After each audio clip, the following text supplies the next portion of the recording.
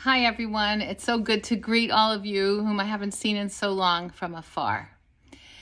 As we read the early Parshiot of Breshit, it's interesting to think about them as a series of attempts by God to keep the world and the people he created to live in it on the right track. And when you look at it from this perspective, the various early dramas of the text become a series of course corrections. Each event, Gan Eden, the flood, Migdal Bavel, the destruction of Sodom, each hones in from a different focus on human frailty and failing. Crisis, punishment, begin again.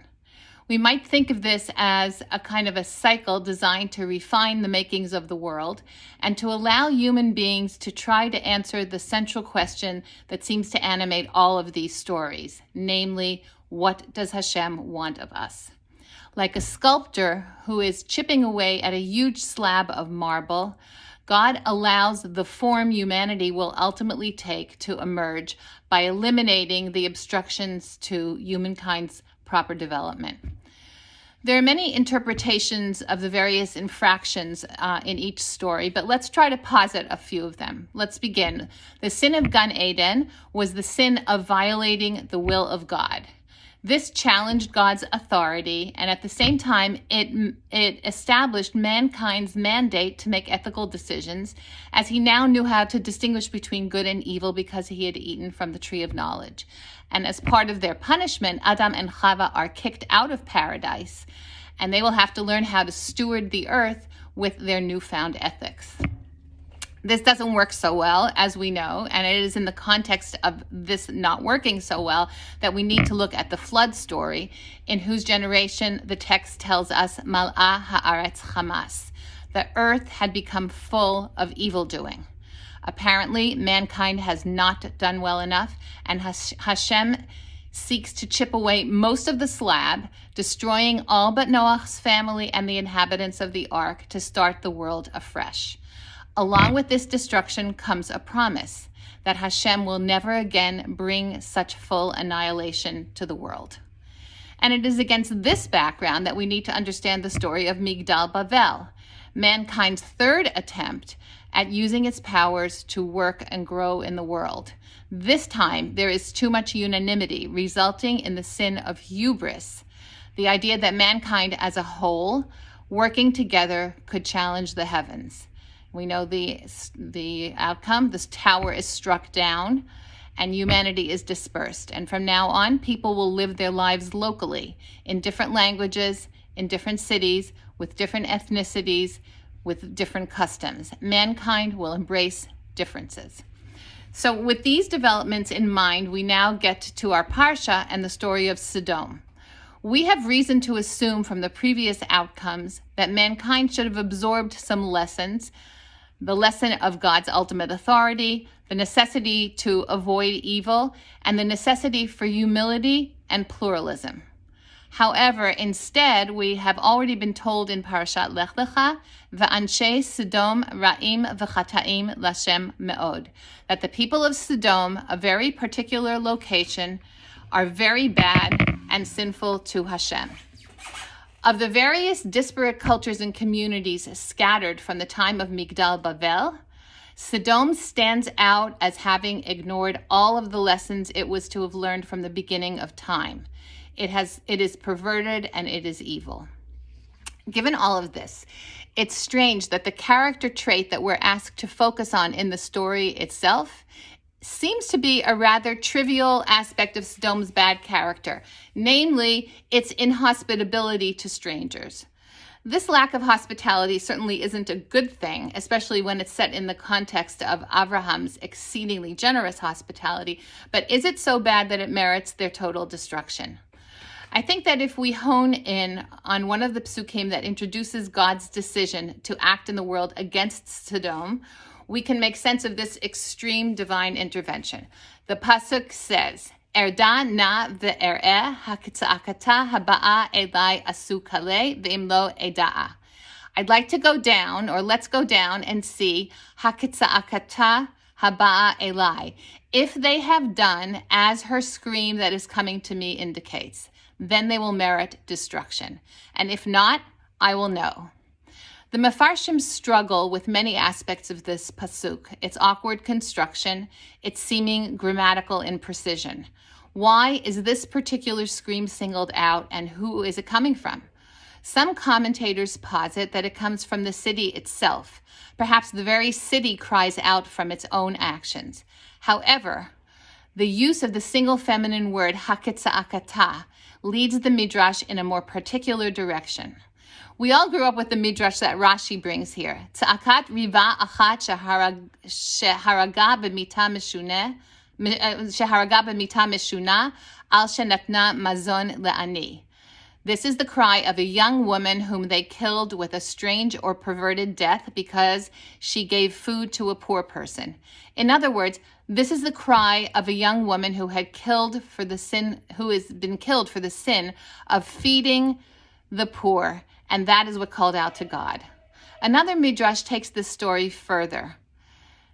It's a midrash that's brought in the name of Rabbi Yehuda, and I will just summarize it here. The story describes a legal system in Sodom in which it has been declared that anyone who holds on to a loaf of bread for the poor will be burnt to death.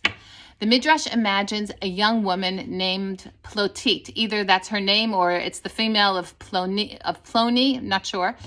But she is described as the daughter of Lot, and she's married to an important dignitary in the city. She's thus a direct descendant of Abraham on the one hand, but she's connected to those who represent the establishment of Sodom. She sees a poor man pinned to the ground, and her heart hurts within her. In other words, it hurts her neshama. But living in the environment as she does, she needs to employ some kind of deception to achieve the purpose of saving this poor man. Inverting the wickedness of Sodom, she perverts the use of the pitcher that she uses to draw water from the well. She takes the pitcher, and instead of using it to bring water in, she uses it to take food out. And instead of bringing something into her house, she's bringing something out of her house. She uses the pitcher by loading it each morning with samples of all the delicacies that her household can afford in order to bring it to the poor man to feed him. To the people of Sodom, it is an irritating mystery that this poor and homeless man stays alive. And it is a mystery that they will not allow to remain unsolved because it flies in the face of their corrupt system. In other words, this is a sordid task, and it is to sordid tasks like these that the Sodomites apply their cognitive abilities, their ability to know. When they figure out the truth, perhaps by inference rather than by direct witnessing, they condemn Ploti to death by burning. And it is her agonized cry for justice and mercy that directly to Hashem, that Hashem hears and that he wants to determine the veracity of. Hashem himself is determined to know, but his knowing targets injustice rather than its opposite.